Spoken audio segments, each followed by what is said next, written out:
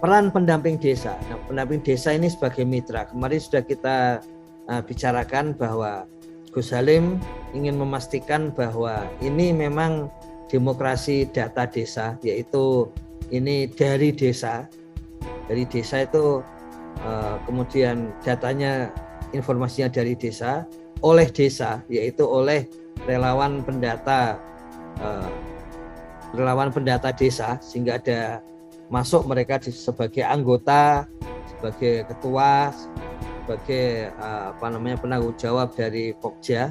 Nah, selain itu adalah mitra. Salah satu mitra penting di dalam konsolidasi data edisi desa tentu saja tenaga pendamping profesional. Meskipun di sini disebut pendamping desa, maksudnya adalah tenaga pendamping profesional. Jangan sampai muncul seperti WA Group tahun lalu. Kita yang kerja, tapi kenapa yang dapat nama selalu PD? Padahal orang luar, publik taunya memang TPP itu ya PD itu, pendamping desa maksudnya. Jadi ini maksudnya adalah tenaga pendamping profesional. Pertama, kemampuan untuk menjelaskan proses konsolidasi data SDGs desa. Kenapa namanya konsolidasi? Karena asumsinya memang desa sudah punya datanya. Meskipun kalau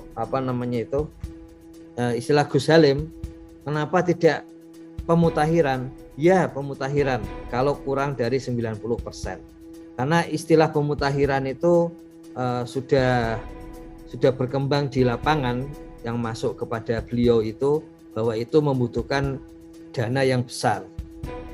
Supaya image dana besar itu juga ikut hilang, dan memang kerjaannya adalah konsolidasi data, itu ya dibuat namanya jadi konsolidasi data. Dan kita ingat kenapa tidak verifikasi atau validasi, kenapa disebut konsolidasi, karena punya asumsi di bawahnya ini adalah desa datanya kita percaya, sehingga kalau ada data baru itu bukan karena nggak percaya desa, tapi ya tinggal dikonsolidasikan dengan data desa yang sudah ada.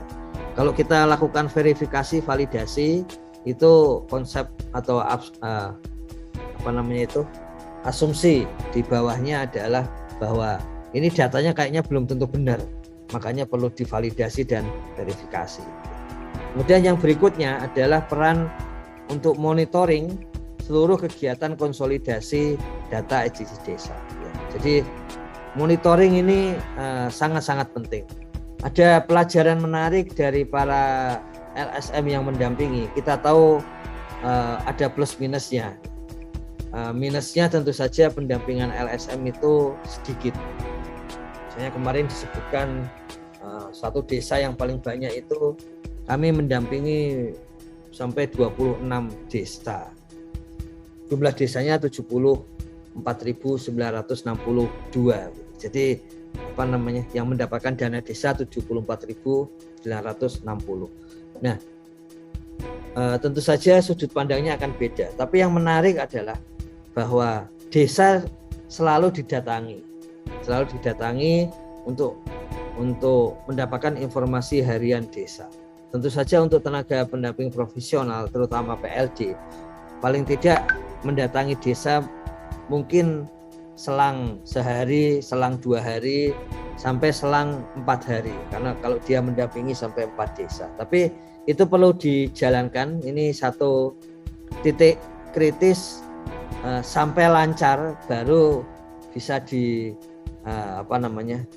bisa dilepas, dibiarkan jalan sendiri gitu. Tapi sebelumnya itu perlu monitoring, dan kita sama-sama sadari di minggu-minggu awal ini pasti banyak masalah yang kemudian muncul, tantangan-tantangan yang muncul, yang memang itu perlu monitoring segera dan perlu diselesaikan segera supaya bisa diperbaiki gitu, sehingga nanti jalannya konsolidasi data SDGs desa itu menjadi lebih lancar.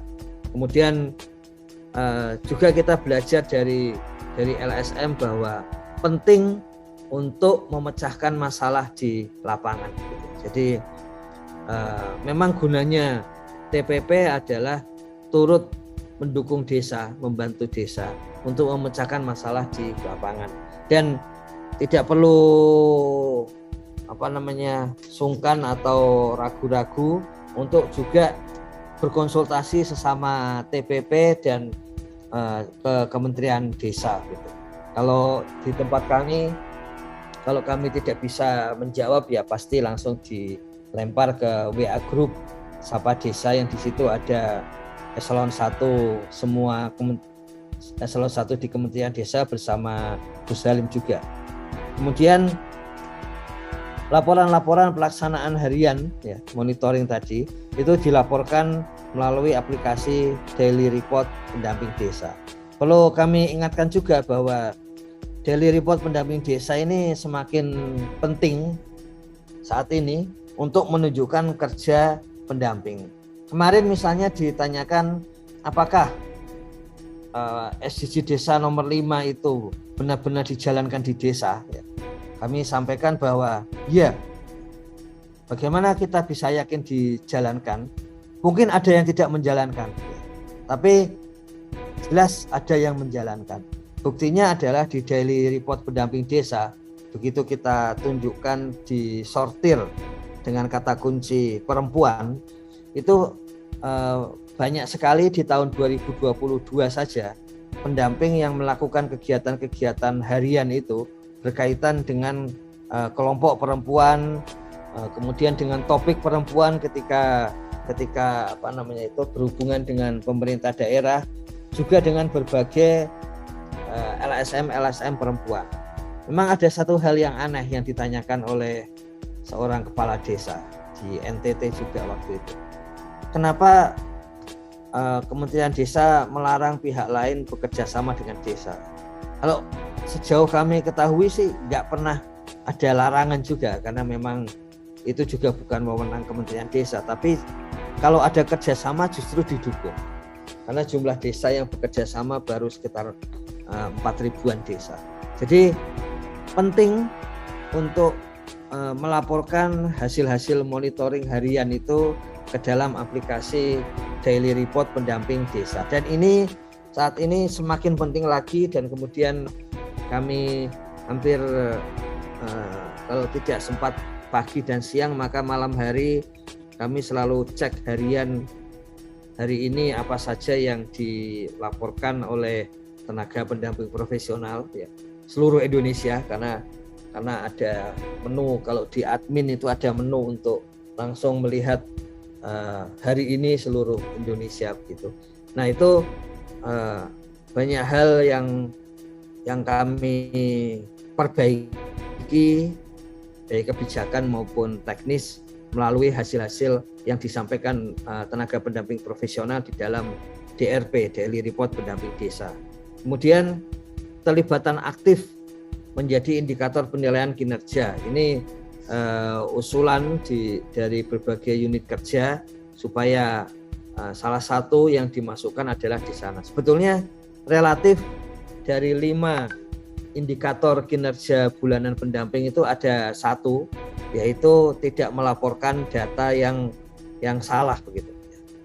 Tidak dengan sengaja melaporkan data-data yang tidak benar gitu. Jadi sebetulnya sudah masuk, cuman diminta untuk menekankan kembali bahwa pendataan ini, konsolidasi data SDG Desa 2022 ini adalah satu indikator penilaian kinerja yang penting.